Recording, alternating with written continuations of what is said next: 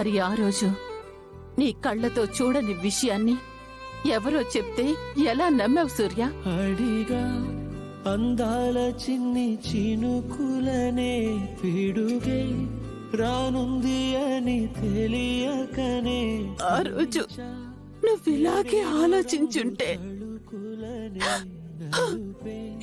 ఈ 25 మరోలా ఉండేవి సూర్య.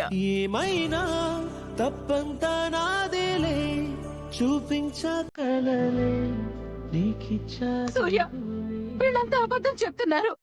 నిజంగా నాకే పాపం తెలీదు. అది అబద్ధం అని నా మనసు కూడా నేను చెప్పలేకపోతున్నాను.